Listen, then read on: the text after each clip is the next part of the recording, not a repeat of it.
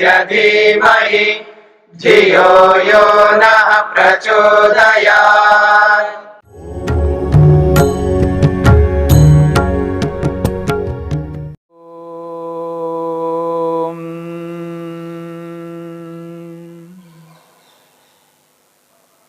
तत्प्रतिषेधार्थम एक तत्व अभ्यासः। विघ्नों को नष्ट करना हो, विघ्नों को दूर करना हो, तो केवल एक तत्व परमपिता परमात्मा का अभ्यास करते जाना। जो योगाभ्यासी, योग को अपना करके चलने वाले जितने भी योगी है, योगाभ्यासी है, वो यदि इन विघ्नों को नष्ट करना चाहते हैं तो एक ईश्वर का निरंतर अभ्यास करते जाएं। इन विघ्नों को रोकने का मात्र एक ईश्वर ही है जो रोक सकते हैं, और दुनिया में और कोई नहीं रोक पाएगा। योग को रोकने वाले जितने बाधक बताए हैं, व्याधि, स्त्यान, संशय, प्रमाद, आलस्य, अविरति, भ्रांति दर्शन, अलब्ध भूमिकत्व, अनवस्थितत्व, दुख, दौर्मनस्य, अंगमेजयत्व और श्वास प्रश्वास, इन सारे विघ्न उपविघ्नों को यदि रोकना है तो ईश्वर के माध्यम से, ईश्वर के अभ्यास से ही हम इन समस्त विघ्न उपविघ्नों को बिल्कुल रोक सकते हैं, समाप्त कर सकते हैं, नष्ट कर सकते हैं और अपने मार्ग में अग्रसर होकर के समाधि को पा सकते हैं, आत्मा परमात्मा का दर्शन कर सकते हैं और अपने प्रयोजन को पूरा कर सकते हैं। एक तत्व अभ्यास, परमपिता परमात्मा का निरंतर अभ्यास करना होगा। ईश्वर के गुण, कर्म, स्वभावों को अपने समक्ष लाना होगा। वेद रूपी शब्द प्रमाण के माध्यम से इस सृष्टि को देख करके ईश्वर को अनुमान प्रमाण के माध्यम से अनुभव करते हुए, अनुमान प्रमाण और शब्द प्रमाण के आश्रय से ईश्वर को निरंतर अनुभव करते जाना। ईश्वर की व्यापकता को, ईश्वर की सर्वज्ञता को, ईश्वर की सर्वशक्तिमत्ता को, ईश्वर की न्यायकारिता को अनुभव करना है। इसलिए वेद कहता है, सपर्यगाच्छुक्रमकाय मव्रनमस्नाविरम शुद्धम अपाप विद्धम कविर मनीषी परिभू स्वयंभूर याथा तत्यथोर्थान व्यदधात शाश्वतीभ्यः समाभ्य। इस मंत्र के माध्यम से ईश्वर के गुण, कर्म, स्वभावों को जब व्यक्ति जान लेता है, समझ लेता है, तो वह व्यक्ति कभी ऐसा कर्म नहीं कर सकता जो ईश्वर से विरुद्ध हो, ईश्वर की आज्ञा के अनुरूप ना हो। वो सदा ईश्वर प्रणिधान करता हुआ, ईश्वर की अनुभूति करता हुआ इन समस्त पापों से बचेगा, ईश्वर के अनुरूप ही चलेगा, उसी की आज्ञा का पालन करेगा, क्योंकि ईश्वर प्रणिधान का अर्थ ही यही है, ईश्वर की आज्ञा का पालन करना। जब व्यक्ति इस रूप में ईश्वर की आज्ञा का पालन करता है तो उसे ये बोध होता है, अनुभूति होती है कि ईश्वर मेरे लिए कितने महत्व हैं, कितना महत्व रखता है मेरे लिए ईश्वर, कितनी उपयोगिता है मेरे लिए, कितने लाभकारी है मेरे लिए। यदि मैं ईश्वर को नहीं अपनाऊंगा तो कितनी बड़ी हानि उठाऊंगा। जब इसका बोध व्यक्ति को हो जाता है तब उसको एहसास होता है ईश्वर मेरे लिए सब कुछ है। हम लोग बोला करते हैं, त्वमेव माता च पिता च त्वमेव। ईश्वर को माता, पिता, बंधु, सखा सब कुछ मानते हैं। जैसे ईश्वर को सब कुछ मानते हैं, क्यों बोला जाता है ऐसा? क्योंकि वेद कहता है, वेद भी यही बात कहता है कि ईश्वर हम सब के लिए सब कुछ है।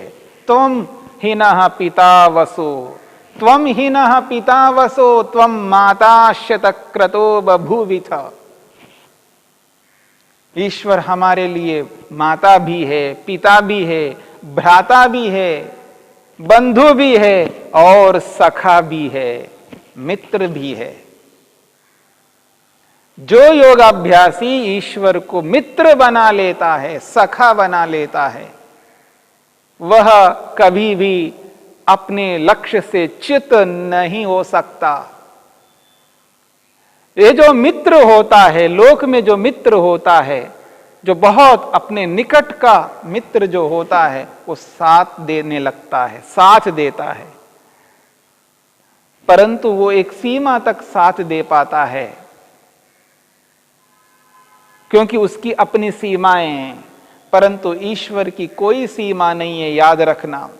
ईश्वर स्वयं असीम है, अनंत है, अनंत सामर्थ्य से युक्त है, अनंत बल से युक्त है, अनंत ज्ञान से युक्त है, हर विषय में अनंत है, असीम है। इसलिए जब हम ईश्वर को मित्र बना लेते हैं, वो असीम ईश्वर असीमता के साथ में हमसे जुड़ करके हमारी इच्छाओं को पूर्ण करने लगता है। इसलिए वेद कहता है, विष्णो कर्माणि पश्यत, विष्णो कर्माणि पश्यत, यतो व्रतानि पस्पशे इंद्रस्य युज्यः सखा। ऋग्वेद का मंत्र है, विष्णो कर्माणि पश्यत, यतो व्रतानि पस्पशे इंद्रस्य युज्यः सखा। इस मंत्र में स्पष्ट शब्दों में कहा है, इंद्र का अर्थ है यहां पर आत्मा, जीवात्मा, जो इंद्रियों का स्वामी है। इस शरीर में 10 प्रकार की इंद्रियां हैं, 5 ज्ञानेंद्रियां और 5 कर्मेंद्रियां, और इन 10 ज्ञानेंद्रियों कर्मेंद्रियों के वो स्वामी हैं जीवात्मा, यानी मैं स्वयं। मैं इन इंद्रियों का उपयोग करता हूं, इन इंद्रियों का प्रयोग करता हूं, इन इंद्रियों को चलाता हूं, इसलिए मैं इन इंद्रियों के स्वामी हूं, अधिपति हूं। तो इंद्रस्य जीवात्मा है, हम हैं, इन इंद्रियों के स्वामी हैं हम। इसलिए मंत्र कहता है, इंद्रस्य युज्यः सखा। इंद्र का यानी जीवात्मा का, युज्य का अर्थ योग्य, सखा का मतलब मित्र। जीवात्मा का योग्य सखा यदि कोई है, वो ईश्वर है। ये वेद मंत्र कहता है, ऋग्वेद कहता है। आत्मा का यदि योग्य सखा कोई है तो वो ईश्वर है। इंद्रस्य युज्यः सखा। जब योगाभ्यासी ईश्वर के इस स्वरूप को समझने लगता है, कभी वह निराश नहीं हो सकता, हताश नहीं हो सकता। वो निरंतर विघ्नों का सामना करेगा और उन विघ्नों का विनाश करेगा, क्योंकि ईश्वर साथ देता है।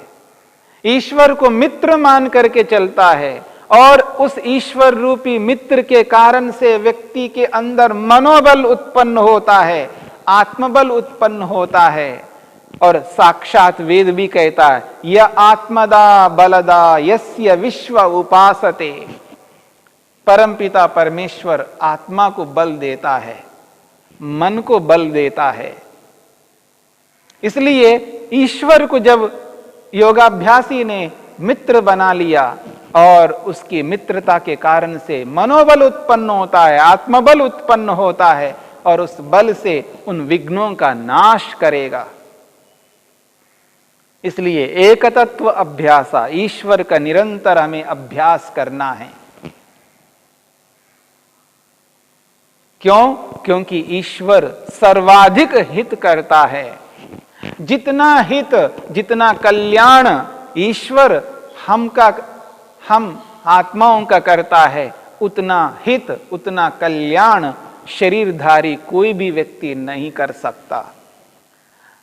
शरीरधारी माता पिता भाई बहन गुरु आचार्य कोई भी इतना हित इतना कल्याण नहीं करते हैं जितना ईश्वर आत्मा का करता है। इसलिए उस ईश्वर को माता पिता गुरु आचार्य बंधु सब कहते हुए ये भी बात कही जा रही है, सखा, वो सखा है, मित्र है। ईश्वर की मित्रता को अनुभव करना है, एहसास करना है, उसके उपकारों को अनुभव करना है। इसलिए वेद कहता है विष्णु कर्माणि पश्यता। विष्णु कहते हैं व्यापक परमपिता परमेश्वर को, जो सर्वत्र व्याप्त होकर के कण कण में विराजमान होकर के इस संपूर्ण ब्रह्मांड का निर्माण करने वाले उस विष्णु रूपी परमात्मा को देखो। कर्माणि पश्यता, उसके कर्मों को देखो, उसकी सृष्टि उत्पत्ति को देखो, वो जो सृष्टि का पालन पोषण कर रहे हैं उसको अनुभव करो। जो मेरे कर्मों का फल प्रदान कर रहे हैं, प्रत्येक आत्मा के कर्मों का फल दे रहे हैं, उसके इस कर्म को तो देखो। पश्यता, देखो, विष्णु व्यापक परमपिता परमात्मा के उन कर्मों को देखो, अनुभव करो, कितना उपकार मुझ पर कर रहे हैं। उस ईश्वर के उपकार को अनुभव करो, एहसास करो, उस ईश्वर को मित्र मानो। उस ईश्वर की सन्निधि से ज्ञान पूर्वक उसके निकट रहते हुए, यद्यपि ईश्वर हमारे निकट है, हमसे अलग कभी नहीं हो सकता, लेकिन हम ज्ञान पूर्वक बुद्धि पूर्वक ईश्वर से बहुत दूर हो चुके हैं, ईश्वर को भुला चुके हैं। इसलिए बुद्धि से ज्ञान से हम ईश्वर से दूर हो गए हैं। अब उस दूरी को मिटाना है, मिटाना है, मिटाते मिटाते ज्ञान पूर्वक ईश्वर के साथ जुड़ जाना है, एक हो जाना है। उस ईश्वर की मित्रता को एहसास करना, अनुभव करना है और उसकी मित्रता से प्रेरित होकर के उसके बल से, उसके ज्ञान से उन शत्रुओं का विनाश करना है जो अंदर से और बाहर से मुझ आत्मा को अपने लक्ष्य की ओर आगे बढ़ने नहीं दे रहे हैं। उन समस्त शत्रुओं का विनाश ईश्वर रूपी मित्र से ही हम कर सकते हैं, ईश्वर को अपना करके ही कर सकते हैं, ईश्वर की सहायता से ही कर सकते हैं। जो मनोबल, जो आत्मबल ईश्वर से हमें प्राप्त होता है, वह मनोबल, वह आत्मबल और किसी भी वस्तु से प्राप्त नहीं हो सकता। इसलिए महर्षि पतंजलि कहते हैं एक तत्व अभ्यासः, उस एक परमपिता परमात्मा का निरंतर अभ्यास करते जाना, उस ईश्वर के अलग अलग प्रकार के गुणों को सामने लाना, उसके कर्मों को सामने लाना, उसके स्वभावों को सामने लाना, तब एहसास होगा, उसके उपकार दिखाई देने लगेंगे,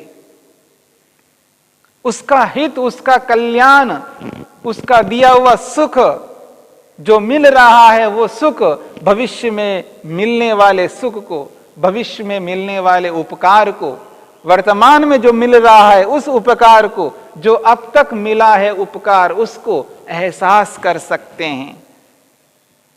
ओम क्रतोस्मरा क्लिबे स्मरा कृतम स्मरा। हे मनुष्य, तू स्मरण करके तो देख, क्रतोस्मरा, तू तो क्रतु है, कर्म करने वाले हो, तू स्मरण करके तो देख ईश्वर ने कितना उपकार किया है, उसके उपकारों को स्मरण कर। उस ईश्वर के कारण से आज मैं समर्थ हुआ हूं, अपने व्रतों को पूरा करने में लगा हुआ हूं। विष्णोः कर्माणि पश्यता, उस परमपिता परमात्मा के कर्मों को तो देखो। यतो व्रतानि पस्पशे, जिस ईश्वर के कारण से मैं व्रतों को करने में आज सक्षम हूं, यतः, जिस परमात्मा के कारण से, व्रतानि, व्रत जो मैं कर रहा हूं, योग को अपनाया हुआ हूं, योग रूपी व्रत को अपने जीवन में अनुष्ठान करता हुआ जा रहा हूं, सत्य, अहिंसा, ब्रह्मचर्य, बहुत सारे व्रत हैं जिन व्रतों को करने में मैं सक्षम हो रहा हूं। ये तो व्रतानि पस्पशे, जिस परमपिता परमात्मा के कारण से मैं जिन व्रतों को कर पा रहा हूं उसको तो जानो, समझो, एहसास करो। जिस ईश्वर के कारण से आज इस स्थिति में मैं हूं, आज जिस स्थिति में मैं हूं, उसी ईश्वर की कृपा से हूं, उस ईश्वर के द्वारा प्रदत्त समस्त साधनों के कारण से हूं। आज जो भी मैं कर रहा हूं उस ईश्वर की कृपा से, उसकी दया से कर रहा हूं। इसलिए इंद्रस्य युज्यः सखा, मुझ आत्मा के लिए योग्य सखा यदि कोई है तो वो ईश्वर है।